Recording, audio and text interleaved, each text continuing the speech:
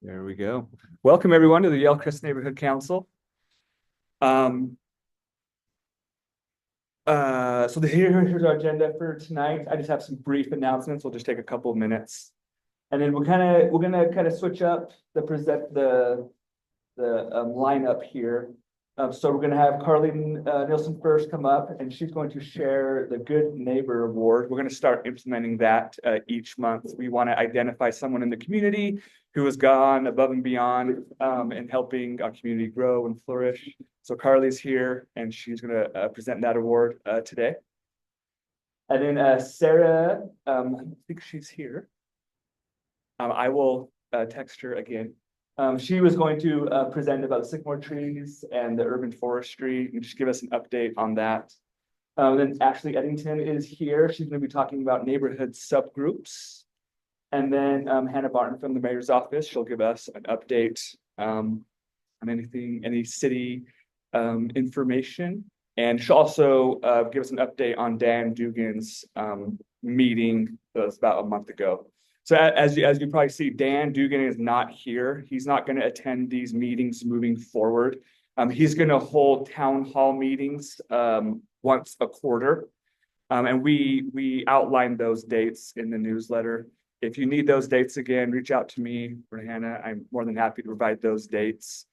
Yeah. And we have years ago, the revenue changed the means of the city.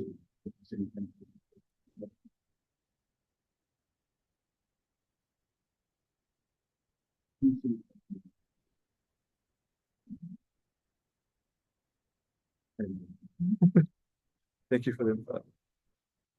So we will go from there. So just, oh yeah.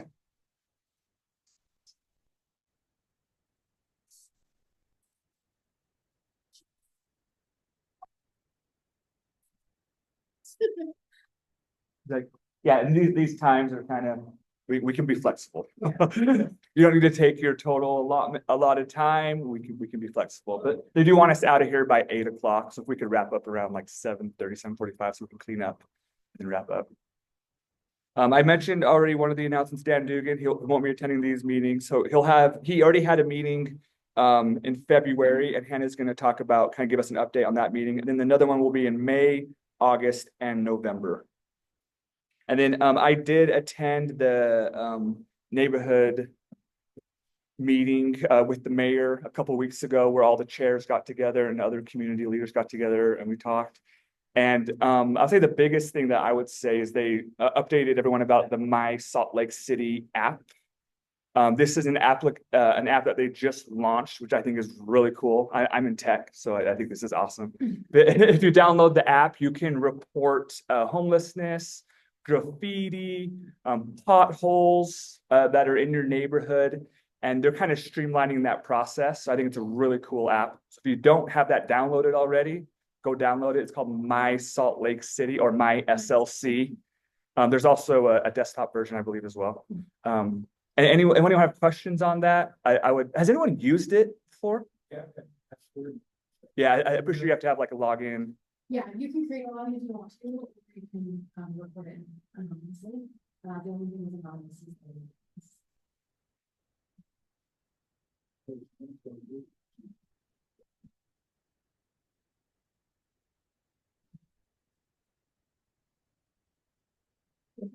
just, I want clarification. If someone reports something that I don't find, I don't think any of those instances, if I go to those, police department. right. If you want to file a police report, you definitely should still do that on the police department's website. Anything that you show on my, something you will get to the police. Totally. That's Yeah. what I understand. Yes. But you don't have Just to. with that understanding. Right. That's correct. Awesome. Anything else on that? Awesome. And then two other things that I took away from that meeting is there's a neighborhood engagement fund.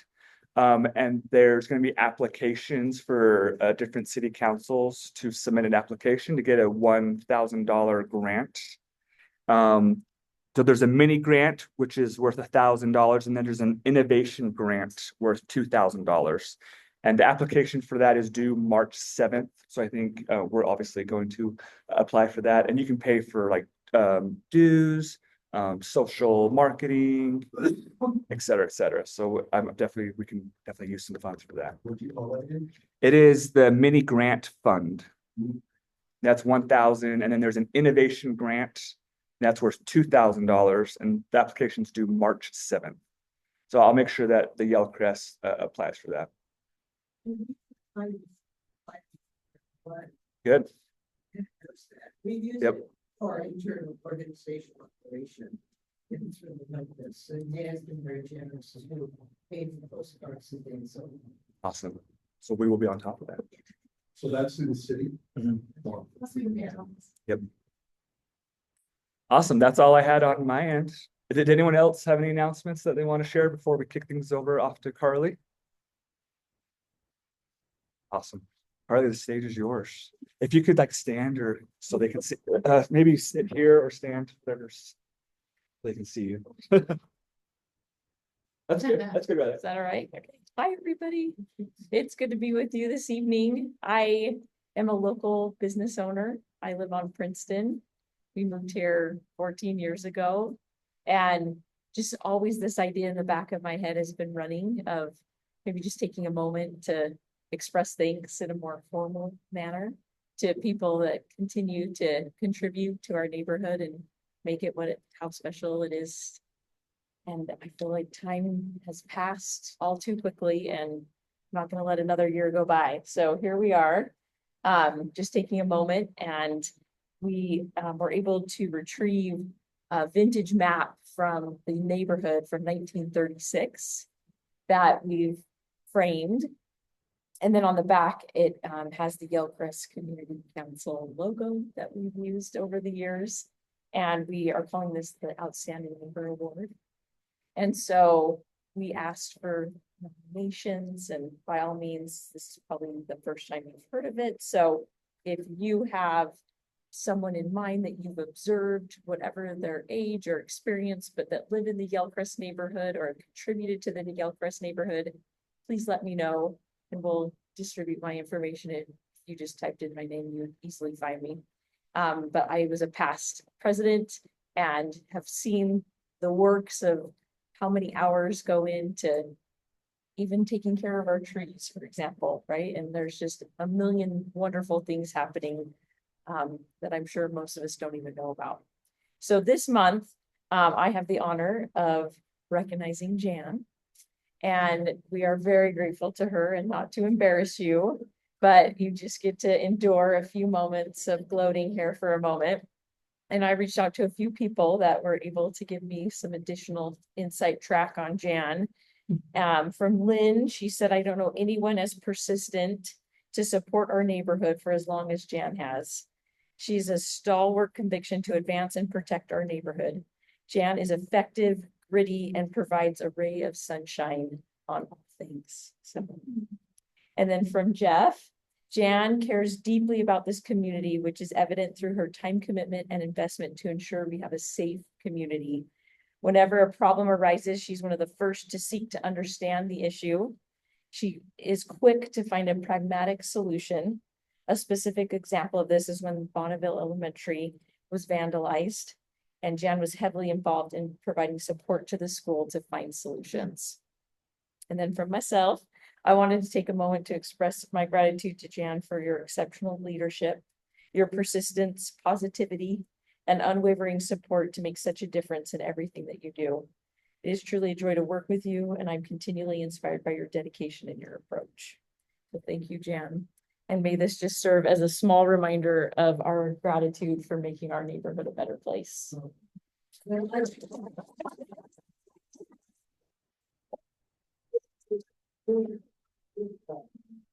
Oh my gosh, It's on for your shelf. I'm a little overwhelmed, but I wanted to just, Yeah. you know, I just want to quickly say something, and I have gone forward on a very firm foundation. The reasons that I've been able to do what I've done is because of the great leaders that I've had before me. And Carly is one of them, and Jim Webster is another former chair, and Pershing, who voted as another chair, Robin Carlaw, Lori Hagan. I'm losing a little bit of my thought. Oh, no, but George Kellner, yes, we just lost George, but George was another one, and Roger Little. And so the pathway has been made strong by their leadership and their commitment to this neighborhood. And so when I got on board, it was easy because all I had to do was follow their path. And I had a great board. I mean, Eric's here, Jim's here, Robin's here, Stuart's here. Jennifer is online. And I'm leaving out some of the board. We've got, who we miss from the board that you, yes, great. Rick used to be on the board online. Eric. Marguerite. Oh. Everyone missing here. No. Here, no, this, Moment. yeah, I would. It's the bright light. I wish you could all see this. This is beautiful. It's what a beautiful, thoughtful thing to do, but really, as I said, this is a great community and I think it's the best neighborhood in Salt Lake City. And it's just been my privilege and honor to serve you. And I just love this place. I mean, thank you.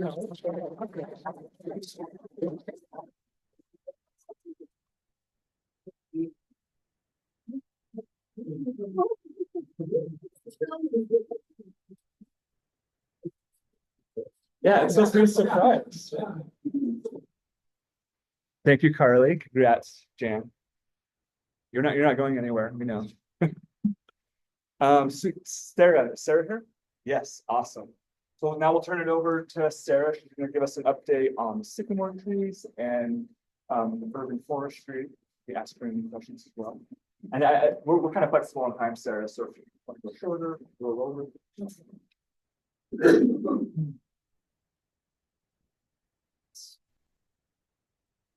Make sure the buttons.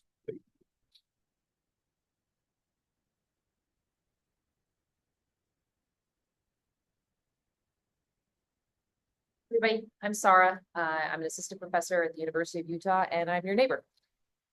So I've been interacting with the Save Our Sycamores team, and somehow I seem to have gotten more involved than I thought I would ever. But I wanted to give you an update as to what's going on.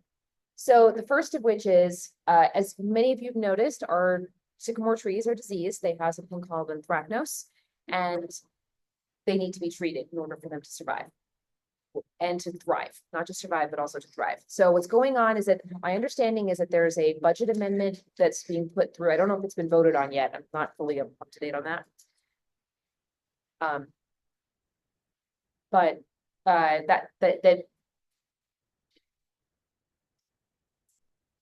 sorry, I'm a professor. Certain things I catch. Okay, so here's the plan. Right now, the urban forestry is going around. They're documenting all the sycamores that exist, and they have a plan to have those pruned, both with an internal team and an external team. My understanding is that they're also working on a plan to treat the trees. They're doing that with USU, the forestry extension, and some other experts, and they're going to have a lot of contractors. It's a huge coordination game that's going on. There was a proposal put forward by Dan Dugan to get money to fund this treatment program. I don't know if that's been voted on yet or it's been approved, but I'm hoping it's imminent. The point is, forestry is planning as though that's going to come through. So at a minimum, our trees are going to be pruned so that they're in the best position possible to survive this fungal infection. And then I'm hoping that we'll also have treatment. And the treatment plan is being designed with causal inference in mind, meaning that we should be able to figure out exactly what treatment is giving us the best result. That's the goal. So that's the plan with the trees. The only other thing that I wanted to mention is that I'm not sure that this is a long-term solution for the trees. In my mind, we've convinced the city to do this once, but I'm not sure we can convince them to do it in perpetuity. So I've been trying to come up with ways in which we could have a longer-term solution. It's also because I think that's going to make them more inclined to fund a short-term solution. The proposal that I have is that and these just very pie in the sky at the moment, is that we consider starting a restricted fund endowment for tree maintenance through the Yale Crest Neighborhood Council. My understanding is because it's a 501c3, we could do this. I'm a accounting professor, so I would hope I could get this right. And the idea would be that we would fund this tree and hopefully off of its earning, or sorry, fund the endowment, and then off the earnings, use that to like do more regular treatment of the trees. Hopefully, if we have it more regularly, then it won't be as expensive for us to do. So that's my pie in the sky idea, but I think it's important for us to bear in mind because I want to capitalize on if this funding from the city comes through to do this kind of urgent treatment of the trees. I want to make sure it lasts us as long as possible. And I don't want to be back in this position in 3 years or 2 years. So that's what I have. If any questions? Yeah, go ahead. Are you working with, I think it was Byron Little? Yeah, Byron lives across the street from me, Okay, and so he's you the best. guys are- So he's the one who started Save Our Sycamores, and he's been on this, and I'm indebted to him for his guidance. I've just kind of shown up to be an extra set of hands. And brain. Yes. At this, at Dan's meeting this weekend, and spend what we really get paid for the answer is that everything is on like one of the trees, maybe which might be on the grass. That's going to be the first step. Instead of building, they're going to use a lot of food. Like digging out the dead woods, we have probably see a lot of farmers Yes. in the neighborhood, tackling that.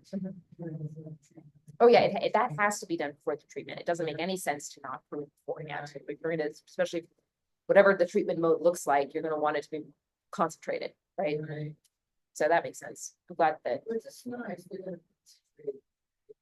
So, okay, I want to get to the other questions, but one last thing. So I sent Jen and I think Jeff, right, an email about this. I haven't gotten a lot of responses. I've developed a survey. One of the things that urban forestry is concerned about is making sure that they have consent to do these treatments on the trees.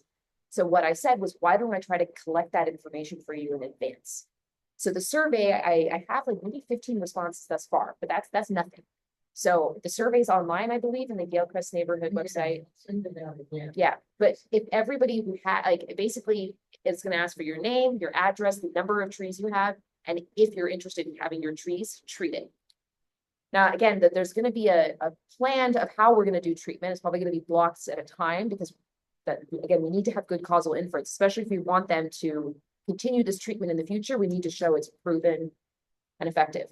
Unfortunately, it looks like the way this was done in the past, there wasn't really good data, there wasn't good randomization of trees, and so that's why I'm hoping that involving these professionals at USU would go a long way. But we can make the process of designing the experiment easier for urban forestry if we collect this information ahead of time.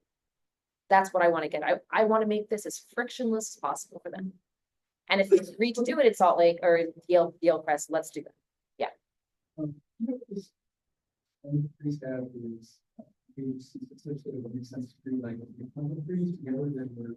Yes. So the one tree would remain diseased and the tree by all the other ones. Yes, so my understanding is that think of a colony of trees and it's a colony of trees will be treated. So you can't treat one tree and not the tree next to it. It has to be a cluster. The question is, maybe on one cluster we'll do treatment 1, cluster 2 will do treatment 2. And then there'll be a control cluster.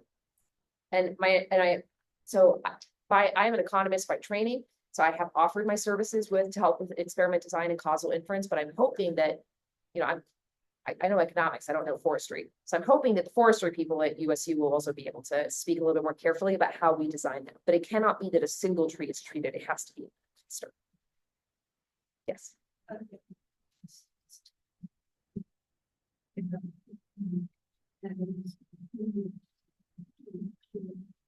That's brilliant. So then even more to the point, like I really then think we have a ramp. I was gonna say that I hope we have this runway or this ramp that we can use to get this private endowment going. And if it's funded by the neighborhood, and again, using the returns on it just to like take care of maintenance in the trees, because I think it gets more expensive, the worse it gets, right? So if we can stay on top of it, that also might make it more interesting for the city to contribute. I have also talked to the mayor's office a little bit about seeing if they would fund part of the endowment. They weren't super keen on the idea, but I'm gonna keep asking. So that's, yeah, sorry. So we typically have like 2 events that I know with that particular part. That may be a venue that we could consider. You know, letting people know this potential endowment. Yeah. I don't, yeah, and I have some plans on who people I want to hit up on Michigan in particular. But that's, yeah, I definitely. I mean, I have a crazy number in mind. 50,000 if I have in my head, which is outrageous, but I mean, if we could get grants and other, put it together and make it very clear it's a restricted fund endowment that's gonna be with the governance committee overseen by the Hillcrest Neighborhood Council, I think that would go. There was another question.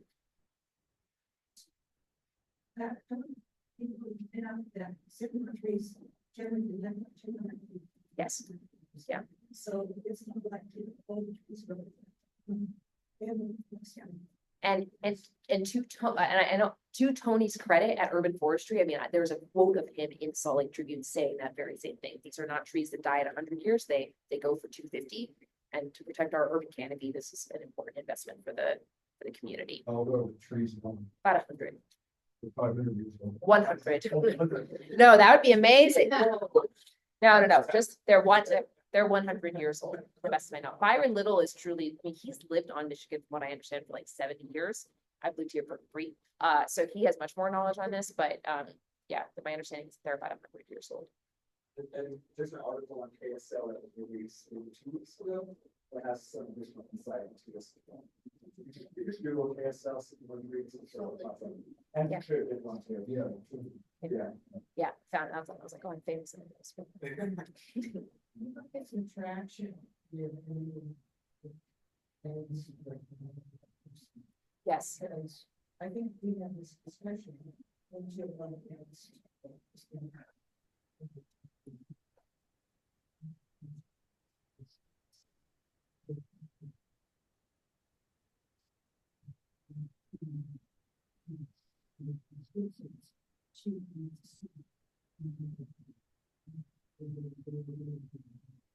Yeah, so I'm who's the chief of staff to the mayor? I forgot.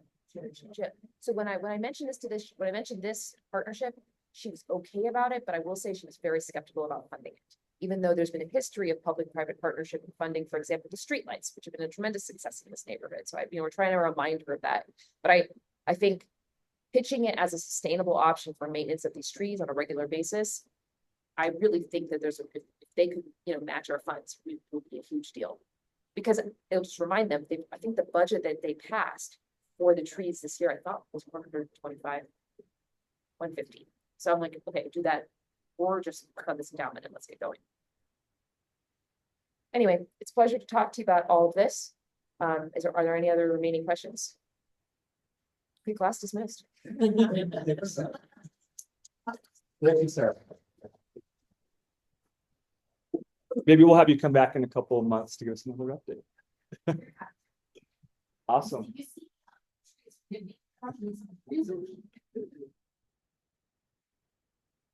Perfect. 5 minutes early. Ashley, you are on deck, or you're on board. Right. Ashley is an old friend of mine. I don't know how many of you in the room know her or have worked with her, but I'll just take a quick minute to introduce her because we roped her into the open seat in the council for the next couple of minutes. She's a communications expert and a nonprofit genius, and we just needed to use her skill set to do so many of the things that we were excited about in this new leadership structure. So I will, she lives on Princeton. She's a Yale Crest expert. She's a community organizing expert. And we're so thrilled that she's going to share her brilliance with us tonight and in the coming months. Thanks, Rachel. Geez. Okay, I'm gonna sit down if that's okay. And I don't know if people can see me, but okay, I see some friendly, familiar faces here. So that is like, I'm having warm fuzzies right now. So I've got Rob and Mary who live right across the street from me. And I've got my neighbor who we share a fence, who are kids used to go through our fence. So we have a little gate there when they were at Uinta together. So it's good to see Matt Jenke too. And Stuart and everyone. So sorry, I don't want to leave people out, but I love community. I really do.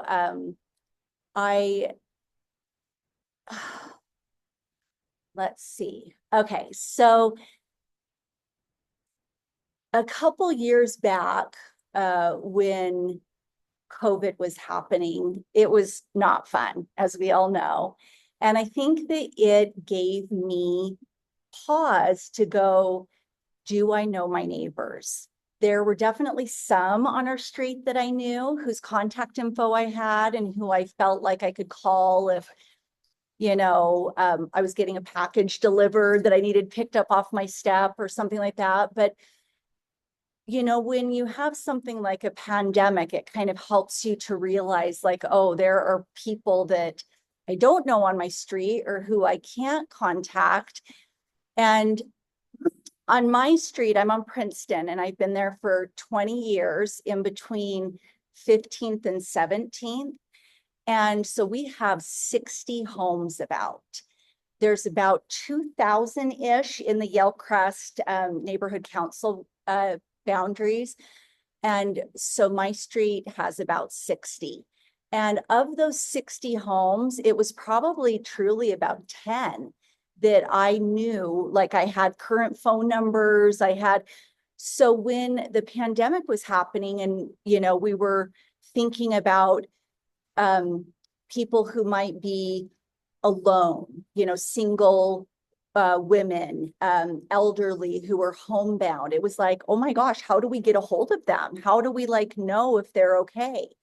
So that was just on my mind during COVID, that desire to know that my neighbors are okay. Well, fast forward to the beginning of the Ukraine war, and we had a call from our governor, from Spencer and Abby Cox, to help with relief to Ukraine. And so what we ended up doing as a smaller group that was kind of comprised of the area between 15th and 17th and Sunnyside and 13th was we put together a communication group where we said, okay, we know that we need diapers and shoes and coats. And there was a list of things that the governor had asked for us to donate that they were going to be delivering to Ukraine. And it was a really short turnaround time. So we said, okay, Princeton's going to be in charge of diapers. And we said, Yellcrest is going to be in charge of gloves, and, Laird will be hats. And, we kind of went through the list, and each street got an assignment of the things that they could donate to someone on their street that would be kind of a representative of that area. And so a week later, I get a mound of diapers on my porch. And Camille Aguilar on Laird gets a mound of, shoes. And, Jenny, I can't remember all the names of who were the, people, but mounds. And so SUVs that are just full of stuff are going down to the B Stadium for this purpose. And it was such a great turnout, and it brought a lot of people together that had never met each other, even though they'd lived on the same street, some of them for 50 years. So it was a cool way to kind of connect for something that was, for a greater good. And so the idea was, what about bringing that idea to our community council, where we would have the ability, whether it was a service project, whether it was another pandemic. I heard Fauci speak at Abravanel Hall, and he says, unfortunately, it's not if there will be another pandemic, it's when. That's just the way it goes. And so wouldn't it be beautiful to not have anyone slipping through the cracks?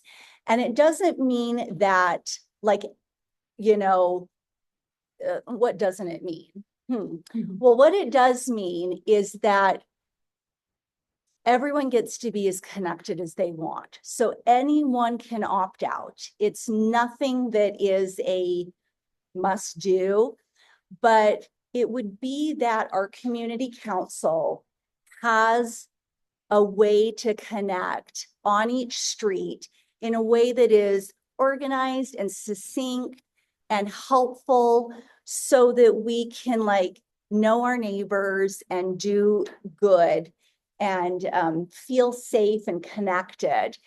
And so that is kind of the idea. So does anyone have any questions?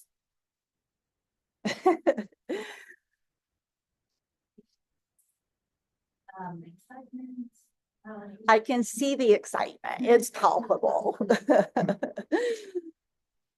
You know, when, Yes, yes.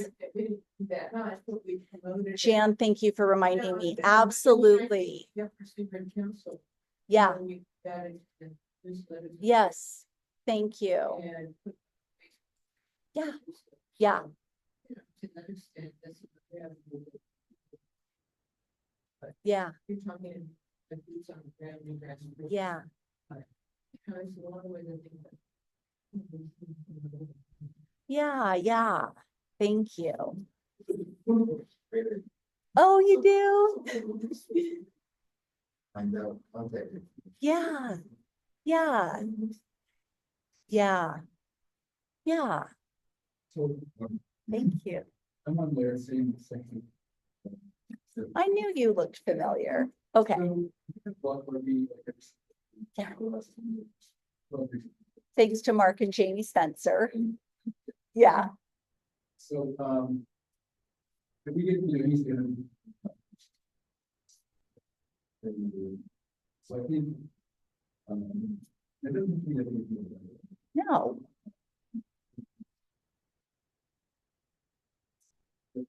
The pie eating contest, I've heard. Is you first like, Yeah,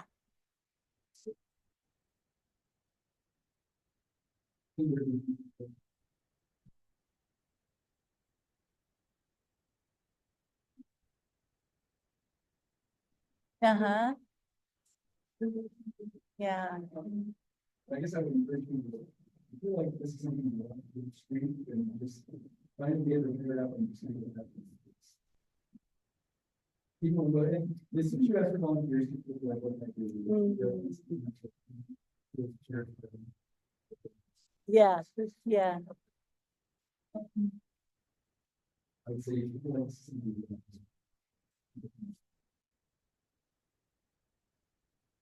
Well, if I can respond, it's Jim, is that right?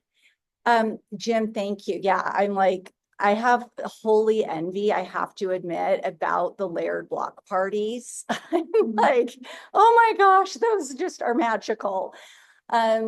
So what it would be is it would be that, yeah, you're right. Like if people feel like, oh, I want this kind of community on my street, that we are going to try to get like a nice diverse group of people on each street. So different ages, different backgrounds, different religions, different, you know, that I think sometimes what's the saying? It's like the same 10 people or, you know, that kind of show up to the PTA meetings and like do all the things. And I'm totally guilty of being one of those.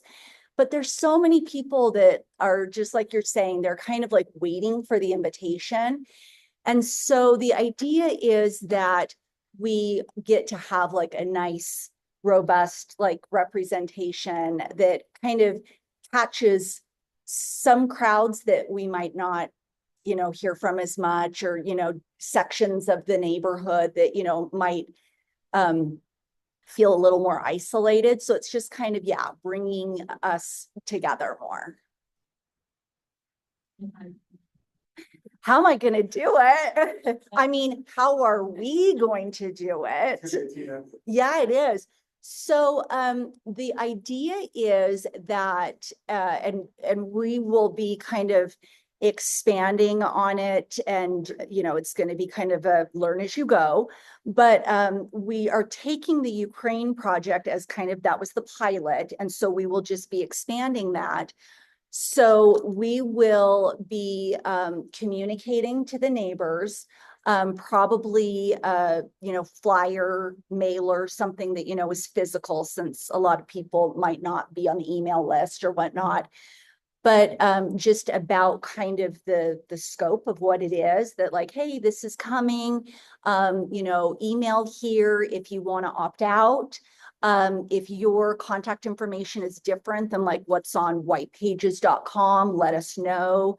And if there's like, I don't know, like an adult child living with you, or and somebody that would like want to be included that we might not know about. And it would be something where the council would be the ones that would just have access to that. So there would be a lot of privacy and security around it. And we would have, just, any volunteers that want to be the reps for their streets. We would like a minimum of 2 per street. And we kind of like will section the streets with what makes sense geographically. So like our street is big with the 60 houses, some like, the cul-de-sacs, like Eric, where the Winters live, there's like what, 6 houses there, something. So they'd probably be kind of looped into like your street on Laird, that section. But yeah, and so then it's like those reps would be the ones that are kind of charged to like, hey, fill in the blanks. Like, who lives next to you, and maybe there's someone new that just moved in. Like, can you go be the welcome committee that like, hey, we'd love to have you, kind of in the communication loop. And then, yeah, maybe like the activities at Laird Park, which are amazing. Like, communications can be going out that are like, here's what's available. And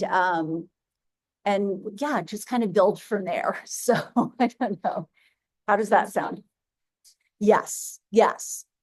So I will be serving as an at-large member of the council, and this will be my volunteer labor of love to the council, that in years past, I have done this type of work professionally for nonprofits, but I'm donating my services to do this for us.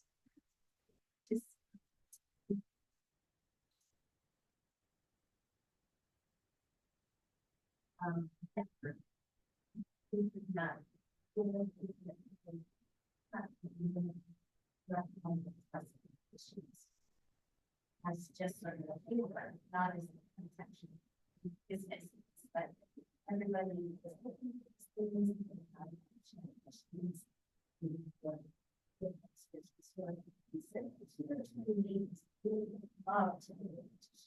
based on our experience, understanding that.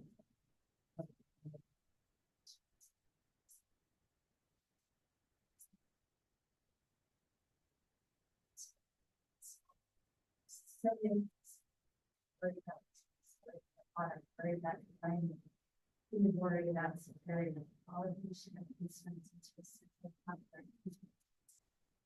Much more share the monthly 30 people, from the 2000 most people text from sort of know. It's just a way of expanding this kind of conversation into a more continuous.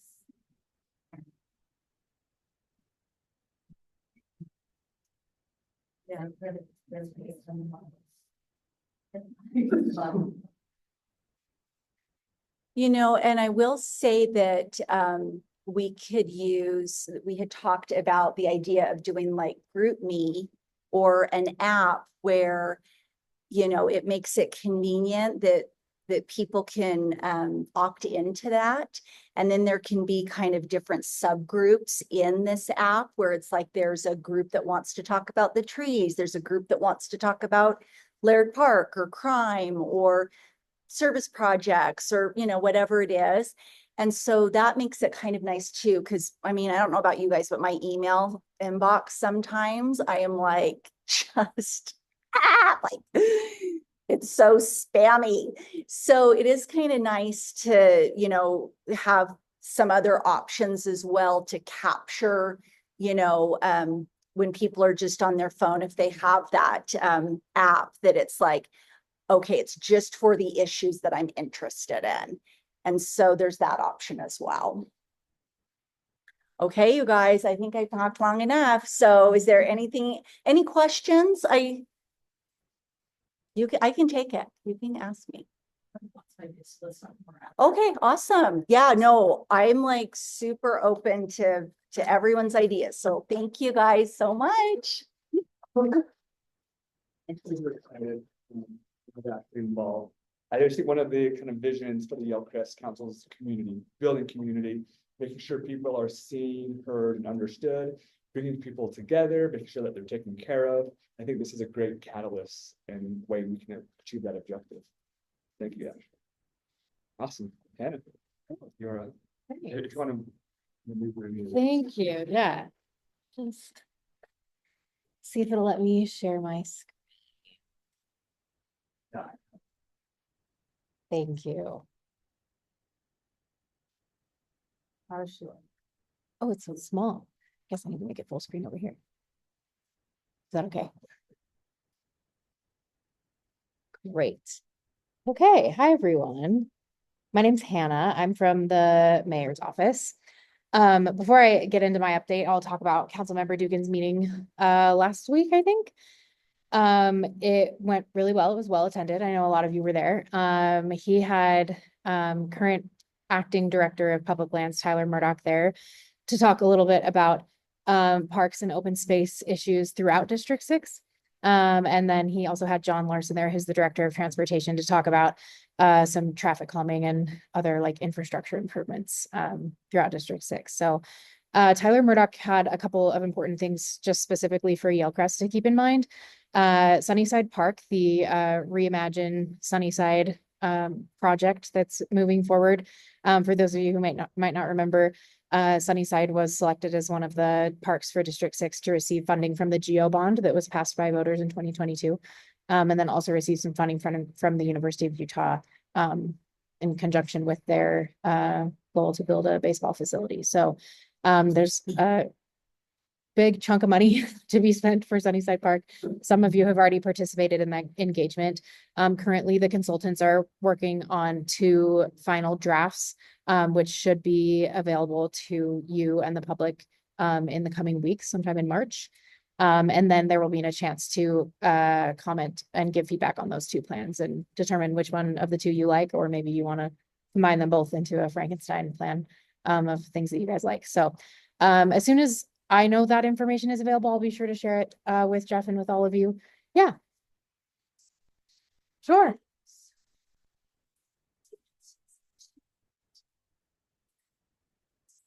Not too late, because you can still give input on those 2 plans. It may be a little too late if you have some really interesting and unique ideas that are not in those 2 plans. I believe one of them has pickleball, yes. Yes, yeah, and that received some cheers and some groans from the audience at the meeting last week, so it's a divisive issue. But one of the plans does have pickleball in it, so keep an eye out for that. The other thing is Public Lands is working on an asset management plan just to kind of help them get a grip on what needs immediate attention, you know, just the life cycle of so much of our equipment in our parks, as well as just other general feedback from the public of what needs to be prioritized. So there will be a citywide survey available sometime in the spring, which I will of course share, but those are just things to keep on your radar. Okay, I'll jump into my updates now. Jeff already touched on this, but the city does have a new app, and I probably will talk about this for the next few months, just to be extra annoying about it. But we do have some training videos and tutorials, kind of how-tos on the website. If maybe you're not super comfortable using it, or if you've had any issues, those are available at www.slc.gov/myslc. But I'm always happy to provide people with some one-on-one time if you want to learn how to use it and feel more comfortable with it. Next, the sustainability department has an awesome grant. Applications just opened up this week and are due on March 3rd. This is for anyone in the city who wants to produce their own food. And that can mean having a garden, having chickens, even having bees. So if that's something that you already do, this is a way to get money to continue to do that. Or if maybe you want a new spring hobby, this is something that could help you get started. So there is the link for the application. If you also are involved in a community organization, those grants can go up to $5,000 for community organizations. Those ones are pretty competitive. But I know a big chunk of the individual home grants are always funded. So feel free to let me know if you have any questions for that.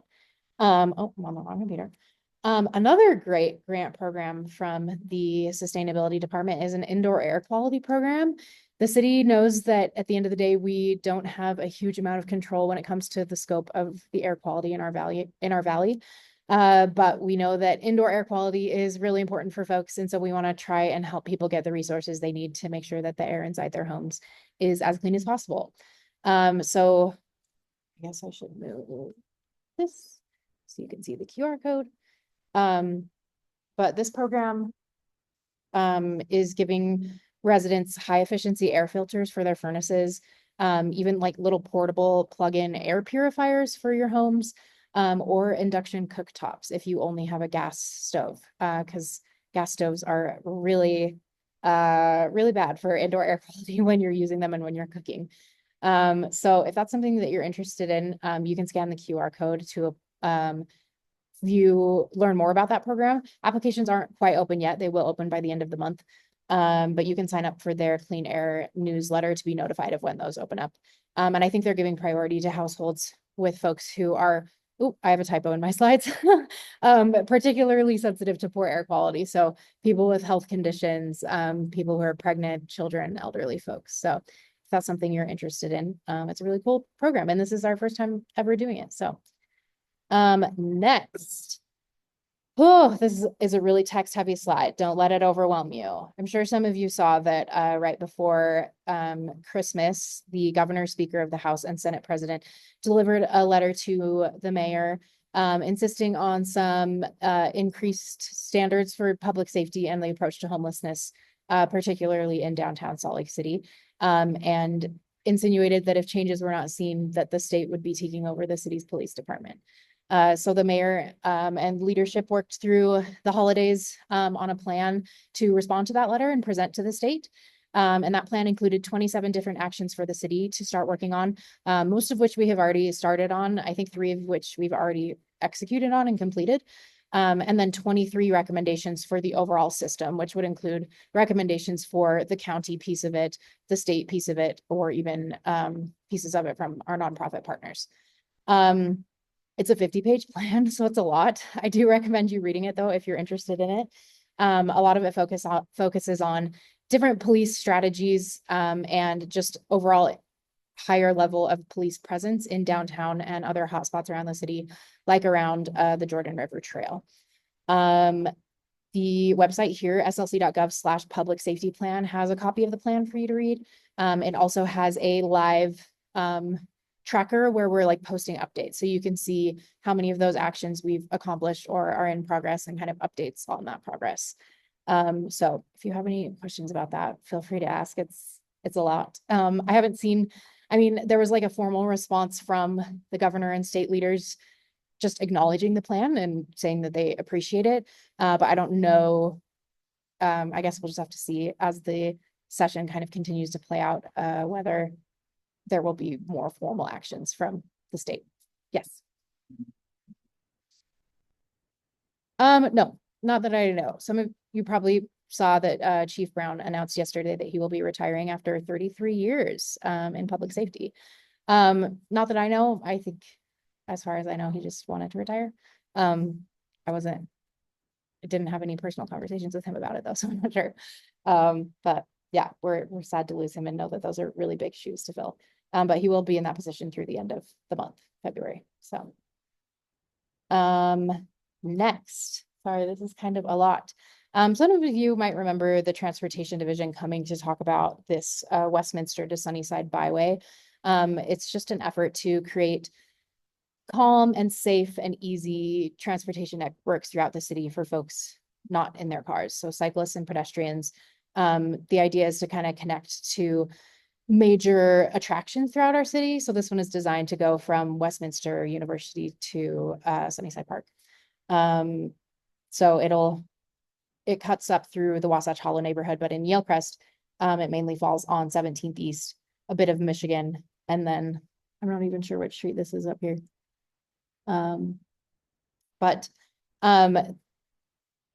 Sorry, my QR codes are keep moving to the wrong side of the screen. Let's see. There we go. So there are draft designs of that available now, if you're interested in looking at those designs. From what I could see, there are proposals for some potential intersection improvements at the intersection right by Harmon's on 13th South and 17th East. And then a couple of things throughout the plan on 17th East and on Michigan that would just encourage calmer traffic and just going the speed limit. That's all we ask, is for people to go the speed limit. So nothing too major, but definitely for those of you who use these streets every day, which I'm sure most of you do, good to look at the plan and provide comments. None of this is final yet. So now is the time to submit comments, feedback, things you do want to see or don't want to see. Next, if my computer will. Okay, it might be frozen here. I just got a new computer today, and so far I'm not enjoying the experience. Okay. Well, I think that's it. Oh, I'm doing office hours here at the library next Wednesday from 1:30 to 3:30 p.m. So that's just a chance for people to, if you want to stop by and have a more in-depth conversation, or potentially any of your neighbors who maybe don't come to these meetings and don't know much about the city but want to have a chat about it, feel free to stop by. Does anyone have any questions for me? Yeah. Yes.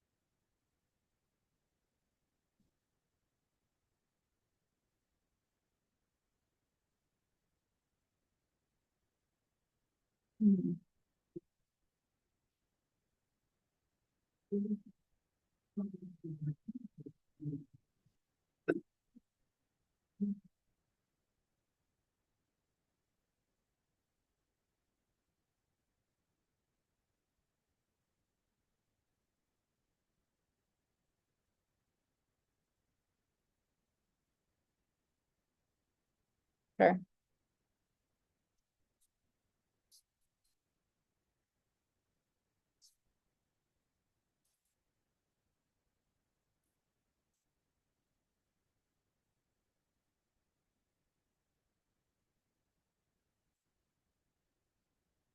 Okay. I think it's been, just, this is my opinion.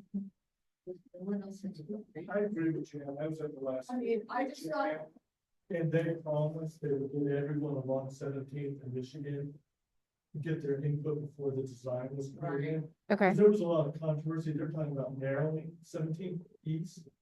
Oh, I haven't heard anything about that. About that, they were talking about the speed bumps, and they want to do speed bumps like every 100 feet Yeah. to 150 feet, which is ridiculous. And there's no, I guess, realistic input from the community. They got some idea in their head, and they think it's gonna be a major corridor from Sunnyside in the U down to Westminster and 21st. We kept trying to tell them 15th east of the main corridor. It's already got right there. We told them, let's work on that. And they kind of totally discounted them.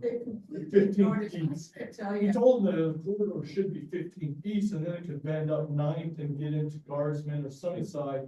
They didn't like that idea. They somehow are focused on 17. I never. Right. And I find you can't convince them. Yeah, I've never seen bikers coming from the U heading to Westminster at 17. They have to take 15, or they take my street 19. which Right. is incredibly busy, but that's where they all go. They don't take 17 to impose this plan on 17. I'm sorry, I'm just expressing my opinion right now. And It was a very frustrating movie. It was a very Okay. frustrating meeting, and It might be in their rubric of criteria of conflict with the bus ride on 15 minutes. Yeah, so there, But here on the website, there's a, neighborhood byways and. right, So there's the things that you don't like about it, or you like about it, you can find another street where that same exception is made, and it doesn't matter, and this plan was hatched over 20 years ago, and I think so many things have changed, including our neighborhood. You cannot even get emergency vehicles around. I don't think you can, roundabouts. I could be wrong. yeah, I mean, I don't think they would have been installed if you can't, because that's a part of the review process, but I'm sorry that about the plan being presented before you feel like you had the opportunity to give feedback. I mean, now is the time to give feedback. I think sometimes with engagement, it's a chicken and an egg situation. It's hard to ask people for feedback when they don't necessarily know what they're giving feedback on. And I think that's maybe what they struggled with specifically with the neighborhood byways. And so I don't want to speak for transportation or the conversations that you had with them, any promises that were made. But there is a plan now, and now is the time to comment on it. I think the city should at least notify, or send out postcards to all the people along that right way, Okay, and some feed in. You always get like a building notice, if someone's doing something to the house or in right, addition, but how are these, the people that we know about, because we're talking about where. right. And we're just starting the engagement process. This website went live today.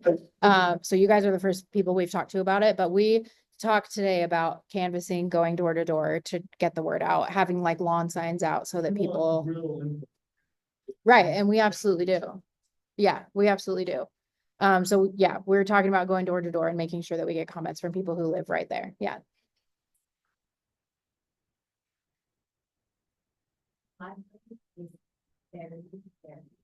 Mm. It's very tough, they're like bikers like crazy. So if that's like good information, the bike lane is boring. Right, which is great. Watch the place, and I feel this has been a good time. Sorry, I've been working on this for years, and I just feel like the city is just gonna, post this on us and then.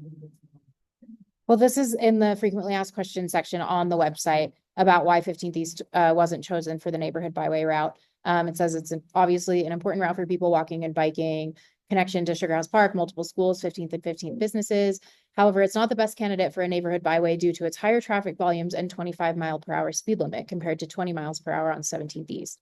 That said, improving 17th East as a neighborhood byway does not mean 15th East cannot also be improved. Our goal is to develop multiple comfortable routes in the neighborhood, each with unique characteristics, so people have multiple options to get around. I mean, it's definitely a project that the transportation division is working on citywide. This is not the only byway in the city. There's, I think, 2 or 3 other ones.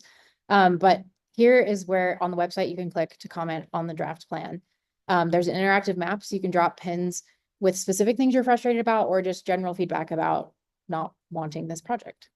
And now is the time to engage. And I know I'm feeling engagement and I love it. Yeah, so I'm glad that you guys have feedback. I mean, I can share this link so that it gets in the newsletter. But this is what the website looks like, so you can provide that feedback in those comments. And I'm happy to have someone from transportation come to the next meeting too, to talk about it in more detail if you want. Or specific meetings about past promises that were made, because I don't know.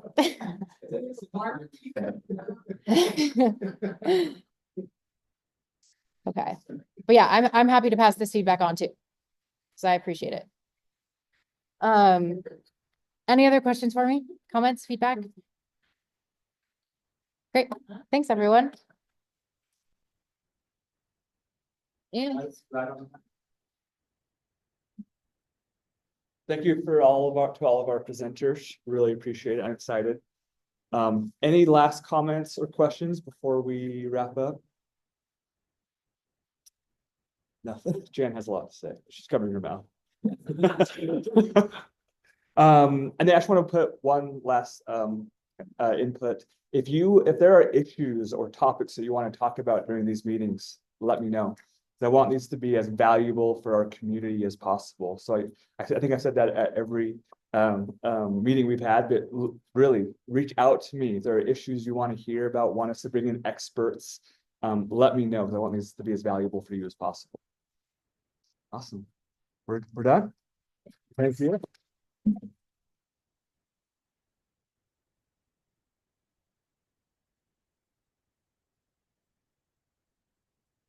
We're gonna retract the award. It's like, we can't forget it.